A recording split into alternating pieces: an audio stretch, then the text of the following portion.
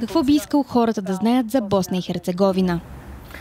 Основното, което ме притеснява, когато някой говори за Босна, е, че говори сякаш войната все още продължава или все още има конфликт.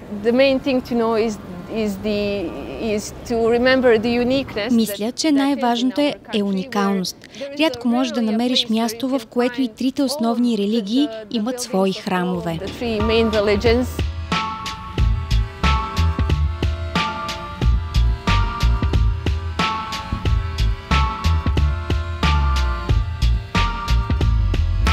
Аз съм Селма. На 24 години съм и съм боснячка. Завърших бакалавър по политически науки и социология и в момента карам магистратура по международни отношения. Аз съм Данило. На 25 години съм. Завършвам магистратурата си по психология. Аз съм сърбин от Босна и Херцеговина. Добре дошли в Босна и Херцеговина. Това е Сараево, столицата, известна още като Йерусалим на Балканите. Страната е дом на три основни етнически групи – бошняци, които са основно мюсюлмани, сърби, които са православни християни и хървати, които са основно католици. Днес страната е разделена в две административни области – Федерация на Босна и Херцеговина, съставена основно от хървато-бошняшко население, и Република Сръбска, където 80% от населението е със сръбски корени.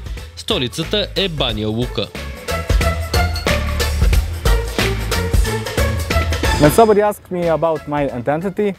Когато някой ме пита за самоличността ми, отговарям, че съм православен сърбин. И на Балканите тези две идентичности, религиозна и национална, са тясно свързани. Затова не можеш да кажеш нещо различно от православен сърбин, католически хърватин или мюсюлмански бошняк. За мен религията играе роля, но е важно да направим това разграничение и да не определяме тези етнически групи единствено на базата на религиозната им принадлежност.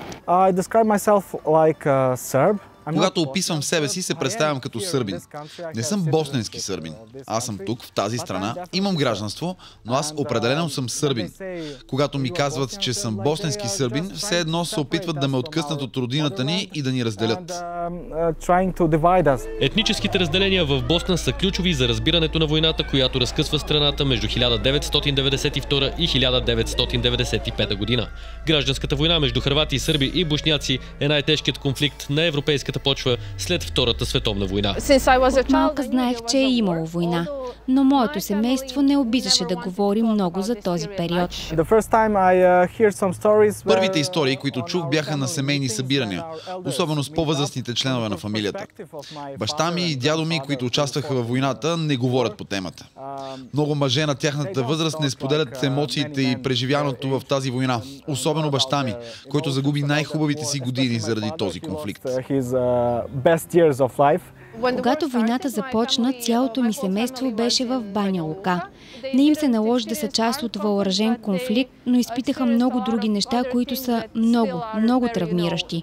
Започна систематична дискриминация срещу бошняците. Беше много опасно да се излиза. Повечето мъже оставаха вкъщи, защото имаше риск да бъдат взети в концентрационни лагери или измъчвани.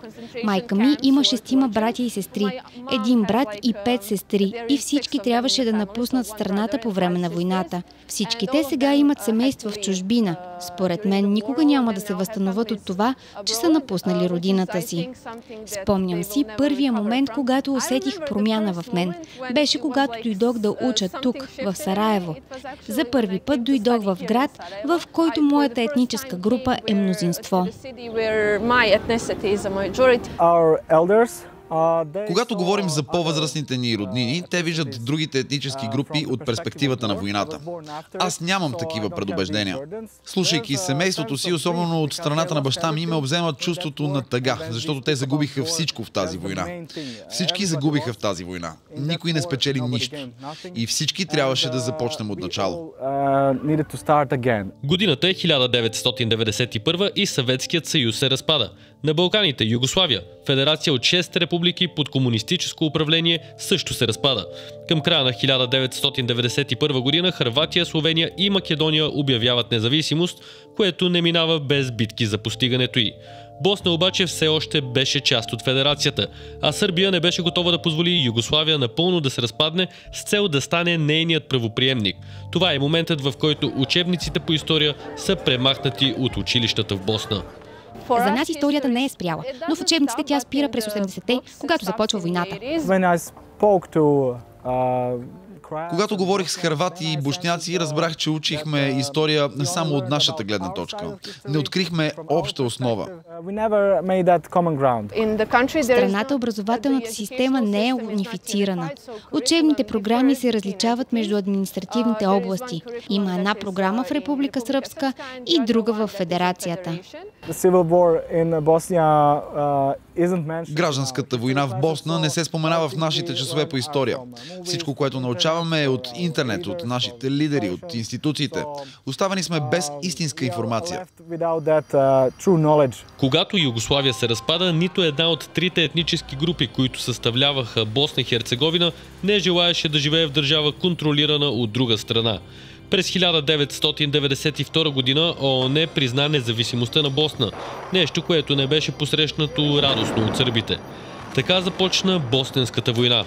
През април 1992 година югославски и босненско-сръбски сили атакуваха Сараево, започвайки обсада, която щеше да продължи 4 години.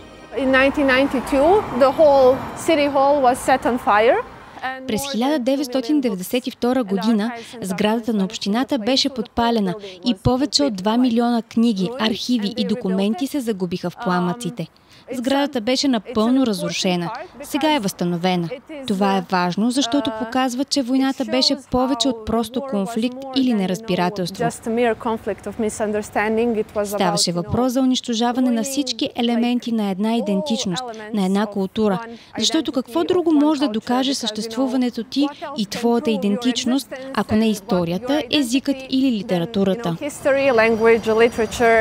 Сраженията продължиха 3,5 години, като от всички страни бяха извършени зверства. Съюзът между бошняците и хърватите срещу сръбските сили понякога се разпадаше, което предизвикваше войни във войната. Освен налагането на санкции, международната общност показваше колебания дали да се намеси. ООН се придържаше към принципите за поддържане на мира и през 1993 година създаде безопасни зони за гражданите на цялата страна. На 11 юли 1995 година босненско-сръбски войски влязоха в Сребреница, където хиляди бошняци бяха търсили убежище без оръжие под защитата на ООН. Нидерландските мироопазващи сили не успяха да предотвратят босненско-сръбските войски да съберат 8000 бошняци, мъже и момчета, и систематично да ги екзекутират в най-смъртоносния геноцид на европейската територия след Втората световна война. Международният трибунал за бивша Югославия определи това, което се случи в Сребреница, като системно етническо почистване.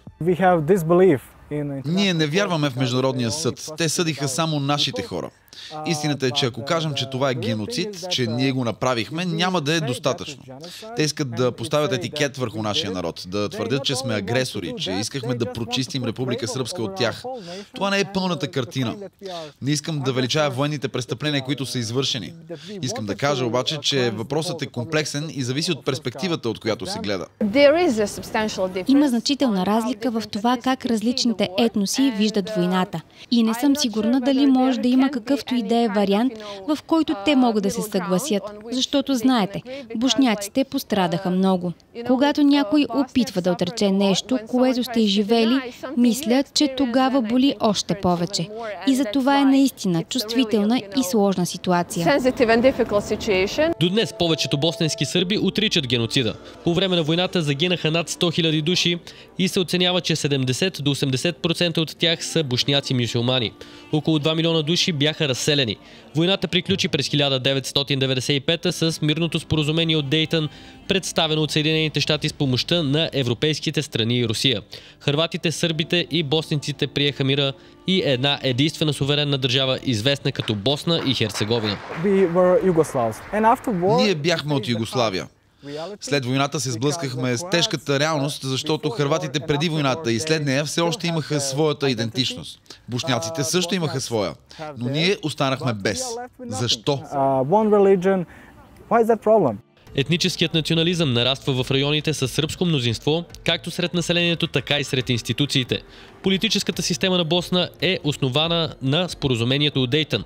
Две единици, Федерация на Босна и Република Сръбска, имат автономно управление. Над тях, на държавно ниво, Босна има тройно президентство, което означава, че има по един президент от всяка етническа група. Има също така министър-председател и парламент. Над всичко това е висшият представител, който не може да бъде босненец и е международен служител досега винаги от Европейския съюз. Това означава, че Европейския съюз и САЩ са и до днес гарант за мира в държавата. Тази държава е в криза и нестабилност в продължение на около 30 години. Не знам нищо друго, освен проблеми, несигурност, скандали. Като част от младото поколение, всеки ден си бомбардиран с негативни новини. Постоянно те плаши, че ще се случи, че войната ще започне отново. Историята сама по себе си не е проблем, но е проблем, когато политиците използват тези времена, в които сме воювали, и ги използват, за да ни разделят. Все едно войната е близо и ще се повтори. Тази военна история постоянно се използва като инструмент. Когато сте в състояние на страх, реагирате по различен начин. Ако чувствате, че нищо не може да направите по въпроса, просто ще напуснете. През 2022 година Европейския съюз присъди статута на кандидат член на Босна и Херцеговина. Не мисля, че сме готови. Не заради хората, а заради правителствата. Те трябва да бъдат по-прозрачни, по-ориентирани към хората. Лично аз не мисля, че сме готови да се присъединим към Европейският съюз. Чувствам се европейка, защото сме в Европа. Балканите са част от Европа. Имам съмнение обаче дали останалата част от Европа ни счита достатъчно за европейци. Получавам усещането, че понякога сме считани за трета ръка хора от Европа. Надявам се, че през моя живот ще бъда горд член на Европейския съюз.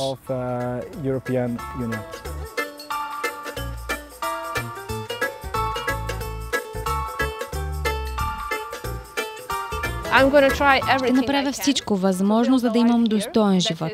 Живот, в който можеш да печелиш достатъчно, за да живееш нормален живот, да създадеш семейство. Няма да се предам, докато не опитам всичко по силите си.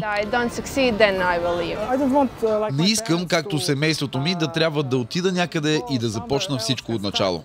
Искам да продължа това, което те са започнали, така че да не трябва да започвам всичко от начало.